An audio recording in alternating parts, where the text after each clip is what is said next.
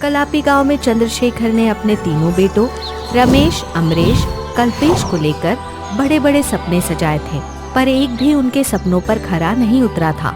चंद्रशेखर की उम्र हो चली थी।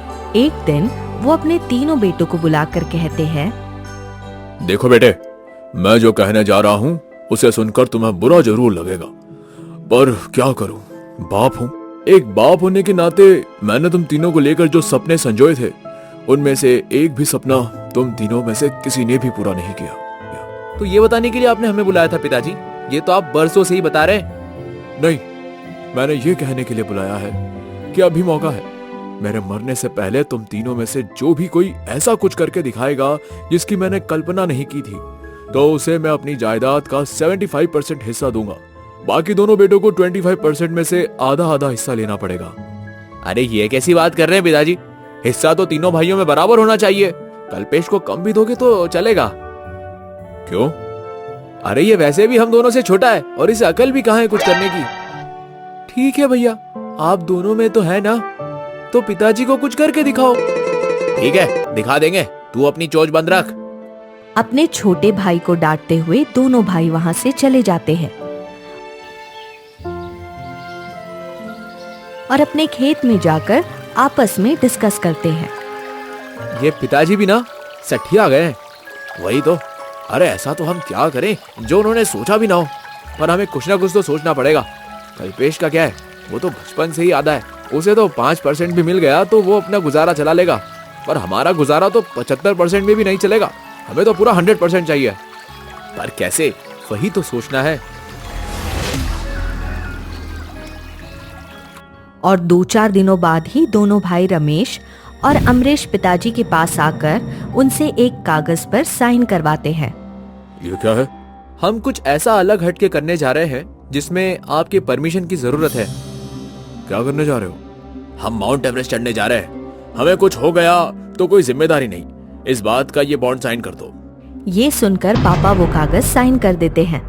अभी इस बात को 2-4 दिन ही गुजरते हैं कि कल्पेश के साथ खेती की तरफ जा रहे पापा देखते हैं कि उनकी सारी खेती पर एक बोर्ड लग गया है कि वो सब बिक गए हैं। पढ़कर बाप चौंकता है। अरे ये कैसे हो गया? मैंने तो अपनी खेती बेची नहीं, फिर सारी खेती पर ये बोर्ड कैसे?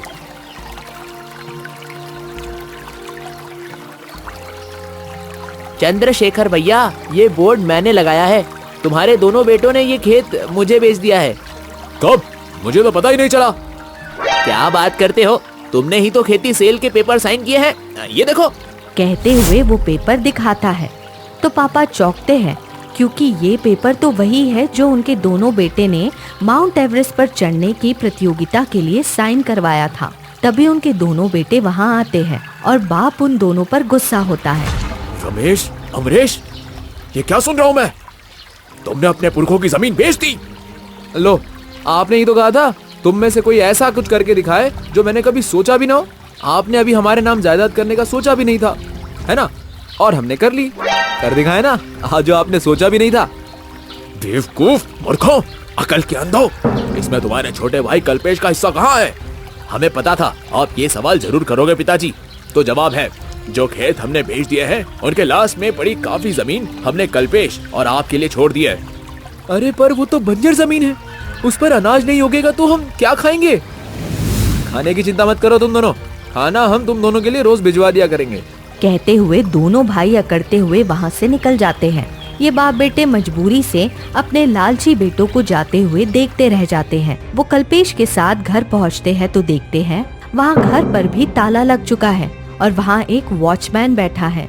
अरे कौन हो भाई तुम? और ये ताला?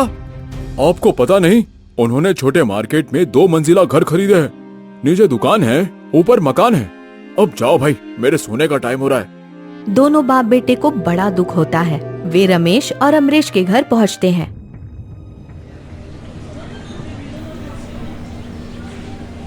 मगर वे उन्हें अपने यहाँ रखने से मना कर देते हैं। कहते हैं, आप दोनों के लिए इतनी सारी जमीन छोड़ तो दी हमने। हाँ, हम तो उससे कम जमीन लेकर अपना गुजारा चला रहे हैं। अरे पर वो जमीन तो बंजर है ना बेटे। तो हम क्या करें? वो आप दोनों की किस्मत। जाइए अब यहाँ से, हमारे दुकान पर ग्राहक के आने का समय हो रहा है। कोई चारा ना देख चंद्रशेखर अपने सबसे छोटे बेटे कल्पेश के साथ उसी बंजर जमीन पर एक छोटी सी झोपड़ी बनाकर रहने लगता है। शुरू के 2 दिन तो दोनों बेटों की तरफ से उनके लिए खाना आता है, पर तीसरे दिन से कोई खाना नहीं आता। यहाँ तक कि 2 दिन से चंद्रशेखर अपने छोटे बेटे कल्पेश के साथ भूखा रह जाता है। वो अपने दोनों बेटों के यहाँ जाकर उनसे शिकायत करता है।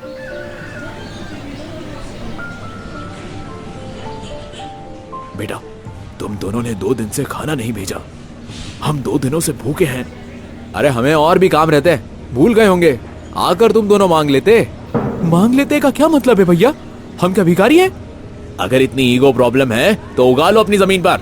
अगर बंजर ना दी होती आप दोनों ने तो उगा लेता। तभी तो मांगने को कह रहे हैं, अब आगे से रोज मांगने आ जाया करो, तभी मिलेगा, वरना चलते फिरते नजर आओ। कहता हुआ उंगली उठाकर उन्हें बाहर का रास्ता दिखा देता है। दोनों बाप बेटे दुखी हो जाते हैं। बाप अपनी झोपड़ी में बैठा रोता हुआ कहता है, कल्पेश बेटा, अगर तुम ना होते तो मुझ बूढ़े बाप का क्या होता? दोनों बेटों ने कुछ भी नहीं छोड़ा हमारे लिए, सब कुछ अपने नाम कर लिया और अब 2 वक्त की रोटी भी नहीं देते। भगवान ऐसी औलाद किसी को ना दे। ऐसी औलाद से तो ला औलाद रह जाना ही अच्छा है। बाप को रोता देख कल्पेश उनके कंधे पर सांत्वना भरा हाथ रखता है तो बाप और भी फफक कर रो पड़ता है। पूरी झोपड़ी में उनके सिसकने की आवाज गूंजने लगती है। आज क्या करे बेटा, कहां से लाए? 3 दिनों से कुछ नहीं खाया है। मुझे भी बहुत भूख लगी है पिताजी, कहां से खाएं, कैसे खाएं? रमेश और अमरेश भैया ने तो हमारे लिए कुछ भी नहीं छोड़ा।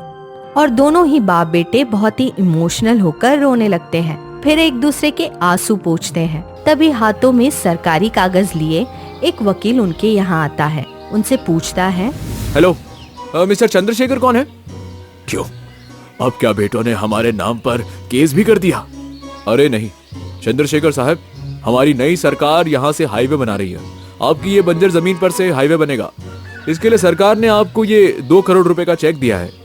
सुनकर दोनों बाप बेटे की आंखें फटी रह जाती है। 2 करोड़? हाँ हाँ हाँ, आप इन कागज पर साइन करके ये जमीन सरकार के नाम कर दीजिए और ये 2 करोड़ के चेक रिसीव्ड की साइन भी कर दीजिए। और उनके घर के सामने से हाईवे बन जाता है। दोनों बाप बेटों की पोजीशन बदल जाती है। वो खुश रहते हैं कि तभी दोनों भाई रोते हुए उनसे मिलने आते हैं। पिताजी, पिताजी, हमें माफ कर दो पिताजी, हमें माफ कर दो पिताजी, हमसे गलती हो गई। पर हुआ क्या, हमारे छोटे भाई की दुकान में काफी नुकसान हो रहा है। क्यों? यहाँ से हाईवे बन गया है, तब से ये लोग यहीं से गुजरते हुए और शॉपिंग भी करके जाते हैं। हाँ पिताजी, हमारे दुकान के सामने बने छोटे से रोड से कोई भी नहीं गुजरता। हमारे तो खाने के वांदे हो गए हैं। सुनकर बाप कहता है, कभी तुम्हारी वजह से हमारे भी खाने के वांदे हो गए थे, पर तुम डरो मत, मैं रोज तुम्हारे लिए खाना भिजवा दिया करूंगा। हाँ, और ना हम दोनों तुम दोनों की तरह भूखे रहने का नाटक करेंगे। हाँ, पर बदले में तुम्हें मेरे बंगलों में काम करना होगा, गार्डन में माली वाला और घर में नौकरानी वाला। और उसी दिन के बाद दोनों भाई रमेश और अमरेश खाने के टाइम पर अपने पिताजी के यहाँ उसी बंजर जमीन पर बने उनके आलीशान बंगलों में पहुँच जाते हैं और घर और गार्डन की साफ सफाई करते हैं, बदले में खाना खाते। तो देखा दोस्तों, इसे ही कहते हैं कि लालच बुरी बला है। जो भी लालच करता है उस पर ऐसी ही बुरी बला आती है। अगर ये दोनों बेटे लालची ना होते तो आज अपने पिता के करोड़ों की जायदाद के मालिक होते। इसलिए जरा सा लालच में पड़कर कभी भी अपने परिवार, यार दोस्तों, रिश्तेदारों को धोखा नहीं देना चाहिए, वरना ऐसे ही रोना पड़ जाता है।